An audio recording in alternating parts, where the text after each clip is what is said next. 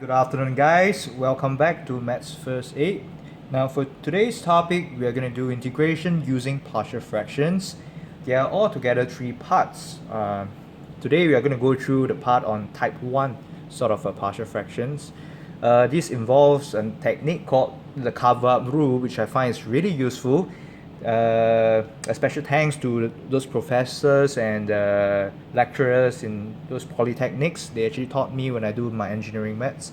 It helped me to do many of those problems that are involving partial fractions.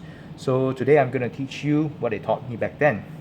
Hope you guys will be able to appreciate this as much as I do. So for question 1, I picked out some relatively easy one to actually explain the concept.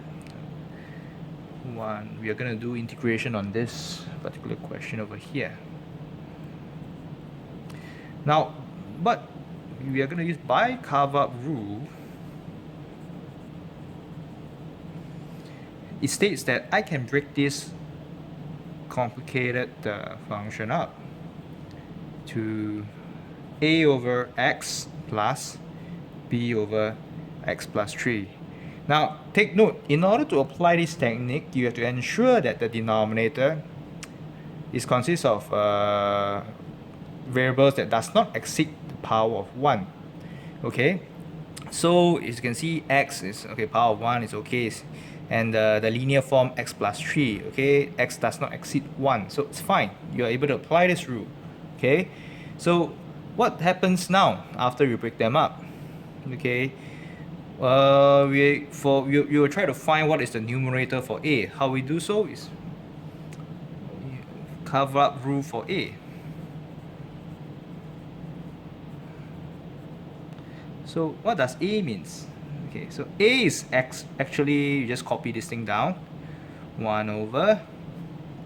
Now, if you're going to do cover-up rule for a, you basically cover up the denominator for a, which is just x, right? And we copy down the denominator, x plus 3. And what we're going to substitute in is basically x equals 0. So what's the answer? So it would be 1 over 0 plus 3, which is equal to 1 over 3. Okay?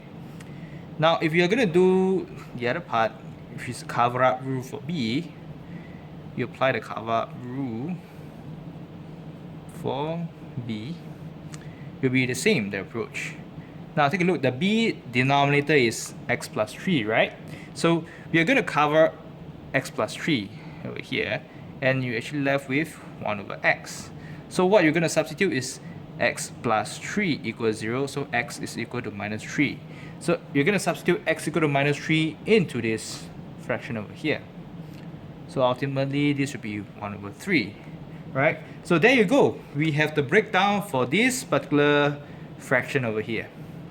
So it tells you that 1 over x plus 3 is actually equal to 1 over 3x minus 1 over 3x plus 3. Now, what's the reason? What is the purpose of doing this? The purpose of doing this is so that you can proceed on to do the integration. I'll show you.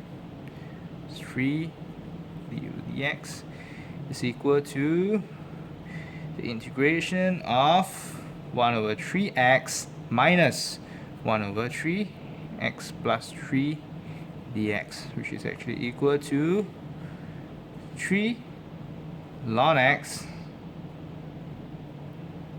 minus 1 over 3, sorry, it's 1 over 3 here, 1 over 3 ln x plus 3 plus a constant.